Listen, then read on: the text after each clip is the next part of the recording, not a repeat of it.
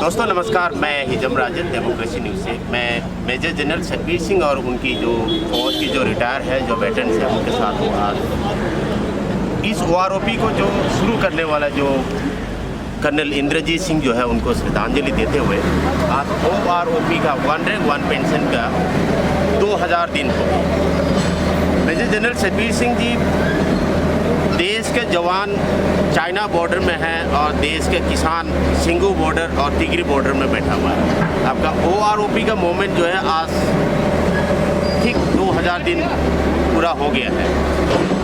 Court में मामला चल रहा, इतनी जो है कोर्ट की मामला है, इसलिए जो है बहुत गहराई से हम उसको बोलना नहीं चाहेंगे। बोलने के तो बहुत कुछ है, पर अब कोर्ट की तारीख के ऊपर तारीख, तारीख के ऊपर तारीख। दूसरा चीज़, जो किसान की जो आंदोलन है, उस तरीके से जो आप सरकार के ऊपर प्रेशराइज नहीं कर पा रहे हैं, इसकी वजह क्या है? देखिए, पहले तो जब मैं आपको बताऊं कि हमारी ये मूवमेंट एक्चुअली जो स्टार्ट हुई थी वो 27 अप्रैल 2008 से शुरू हुई थी। उसको तो 12.5 साल हो गए, लेकिन फिर दोबारा जब सरकार ने मान लिया था और नहीं दिया, हमने 15 जून 2015 से लगातार स्टार्ट किया और रिले हंगर स्ट्राइक में हम गए।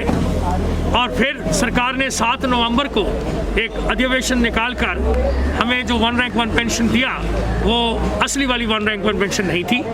तो आज उस मुहिम को जारी रखते हुए 2000 दिन हो गए, हम सब इकट्ठे हुए हैं उस 2000 दिन के ऊपर और एक बार डिटर्मिन्ड होकर इस दिन को आगे बढ़ाने के लिए, ताकि हमें असली वाली वन रैंक वन पेंशन मिले।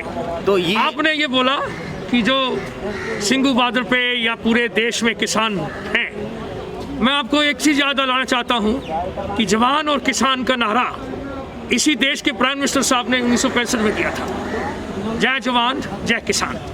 ये दो, एक सुरक्षा और एक आपका पेट पालते हैं। अगर वो पूरे देश में 70 करोड़ वो संख्या है उनकी, जो हमारे सैनिक की है और सैनिक परिवारों की है, जो हमारे जवानों की, किसानों की है, तो हम 31 लाख हैं और हमारी सर्विंग है। मैं कहता हूं कि हम अनुशासन में हैं। हम एक पूरे डिसिप्लिन के मुताबिक, जो हमारे संविधान में लिखा हुआ है कि हम किस तरह से पीसफुल प्रोटेस्ट कर सकते हैं अपनी मांग के लिए, हमें सरकारों के ऊपर भरोसा है। हम फौज हैं और फौज अनुशासन में रहती है, क्योंकि सरहदों की हमको महफूज रखते हैं ताकि देश सुरक्षित रहता है। इसलिए हमने ये अपने अंदर धारणा करके कि हम पीसफुल प्रोटेस्ट करेंगे, मांग करेंगे और सरकार हमें असली वाली जो हमारी डिमांड्स हैं, जस्टिस करेंगे, हमारे पास इज्जत, इंसाफ और हमारा स्टेटस को बरकरार करेंगे। उसके लिए हम जारी रहेंगे। हमको मिला ज़रूर, उन्होंने सैंक्शन किया, लेकिन पूरी तरह से लागू नहीं किया।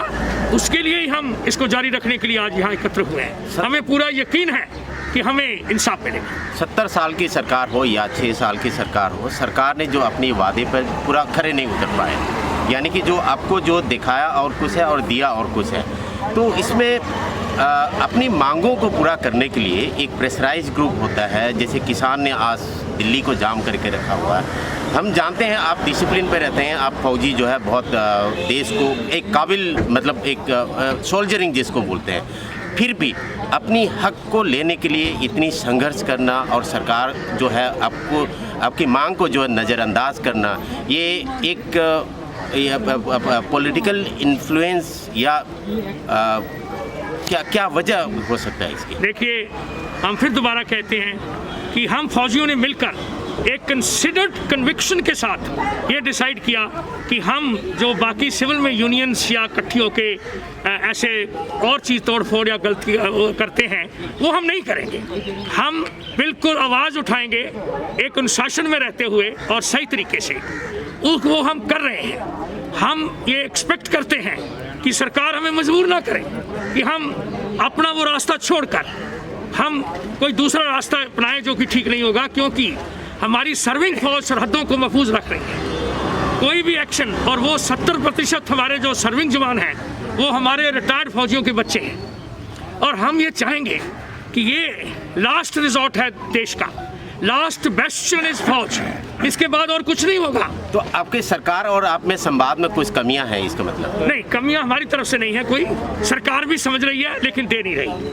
हम सरकार से अपील कर रहे हैं। फिर दूसरा रास्ता जो हमारे को अवेलेबल है वो है जुडिशरी के पास जाना, वो भी हम गए हैं। आपने एक ऑल्टरनेटिव एक रखा है, इसका मतलब है किसान आंदोलन की तरफ आप एग्रेसिवली जो है आप इनको प्रेशराइज करेंगे। आपने अभी बोला है अभी। देखो, मैं दोबारा कहता हूँ, हम नहीं चाहेंगे कि सरकार हमें मजबूर कर दे कि हम उस अनुशासन को जो हमने प्रतिज्ञा करी है कि हम पीसफुल अपनी डिमांड को सरकार से मनवाएंगे, और वो हम कर रहे हैं। वो हम इकट्ठे होकर पूरे देश भर में ये रिक्वेस्ट कर रहे हैं कि हमें असली वाली 1 लाख रुपये से दिए। हमारा लॉजिक है, हमने ये भी बोला कि प्रधानमंत्री जी हमें 15 मिनट दे दें।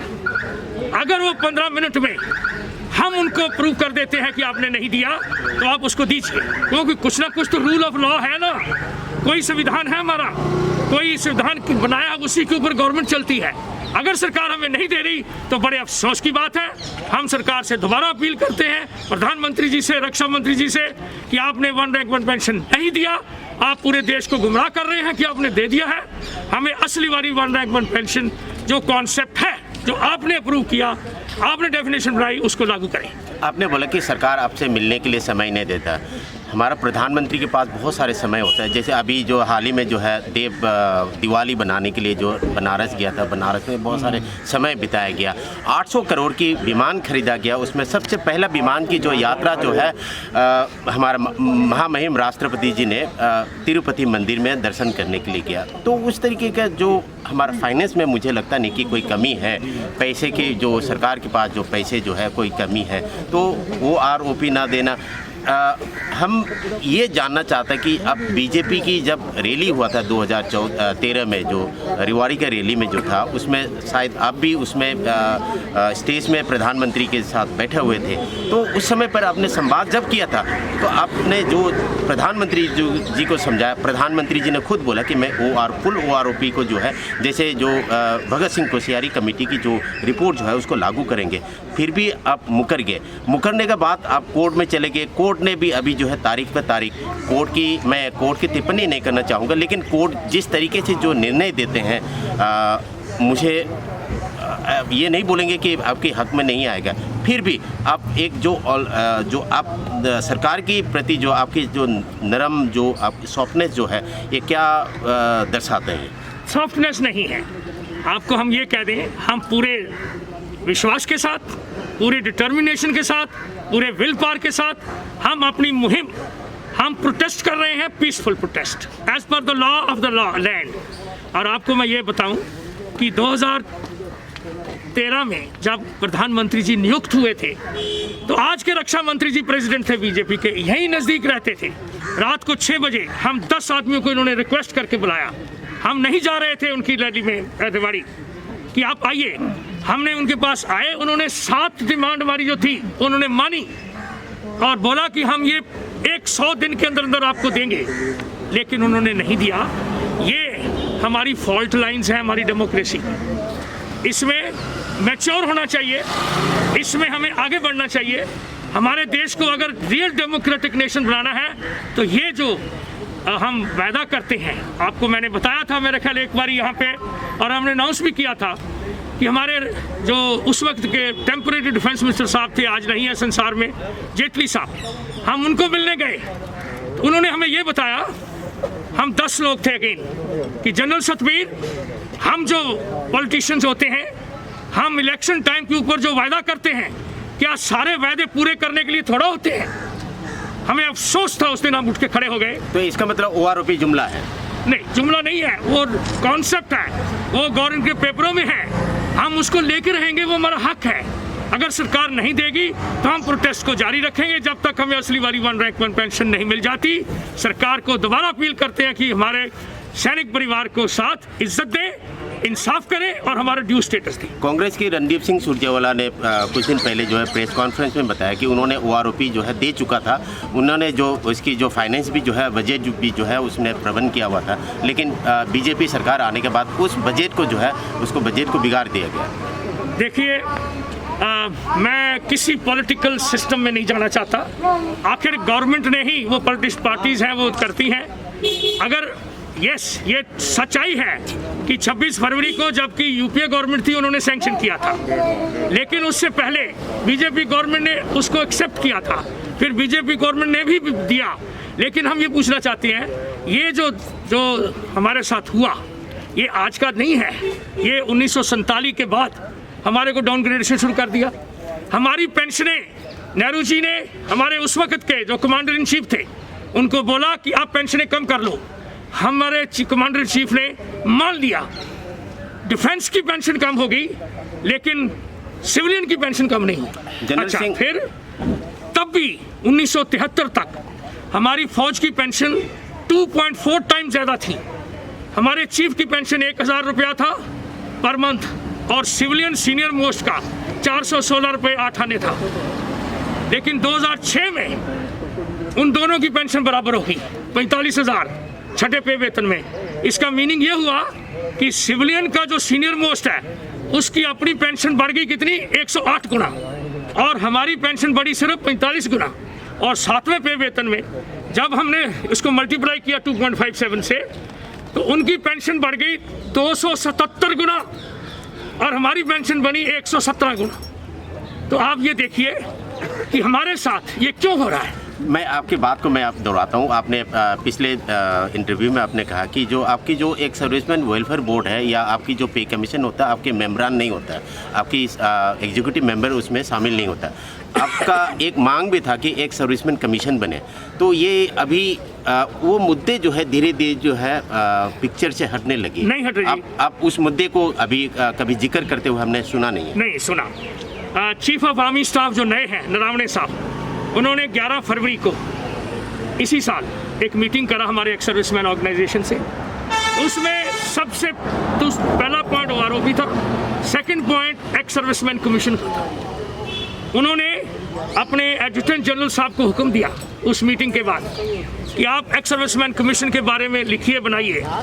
हमें ये पता लगा है कि अभी सरकार इसके ऊपर आगे काम कर रही है। थोड़े ही दिन पहले जो हमारा वेटरन्स डायरेक्टरेट है उनके जो ब्रिगेडियर साहब हैं उनसे मेरी बातचीत हुई।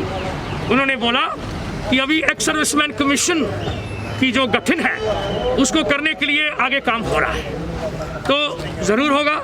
इसी तरह हमारे हॉस्पिटल बनने, इसी तरह हमारे को 100% 60 साल तक दूसरी नौकरी मिलनी, ये सारे इश्यूज हैं लेकिन सरकार ने नहीं दिए। और फिर हमने बोला कोई भी कमीशन या कमेटी नहीं बैठेगी जब तक कि हमारा जो उसमें मेंबर ना हो, मतलब डिफेंस पर्सन का। मेरा आखिरी प्रश्न है, हमारा देश जो है चाइना का साथ बहुत बड़ा कन्फ्लिक्ट में है। डोकलाम की तरफ, हमारा लद्दाख की तरफ, ईस्टर्न लद्दाख की तरफ, गलवान वैली में, उसके बाद पेंगोंग त्सो की तरफ जो है।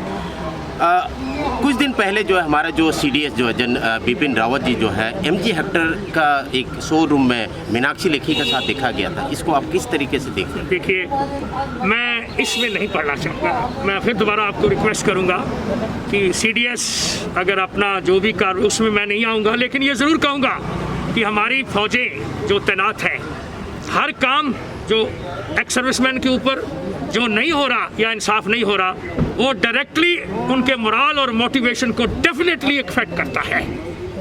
चलिए, आखिरी सवाल जो है, मैं आखिरी सवाल तो बोल दिया था, फिर भी एक सवाल और। 11 जनवरी 2021 को अगर कोर्ट आपके फेवर पे नहीं आता, कोर्ट की जो आखिरी जो हियरिंग जो था उसमें अगर आपके फेवर पे नहीं आता, तो आपकी क्या आगे की रणनीति क्या होगी? देखिए, हम पूरे लॉ के मुताबिक, कॉन्स्टिट्यूशन के मुताबिक सभी जो ऑप्शंस अवेलेबल हैं हम उनको एग्जॉस्ट करेंगे।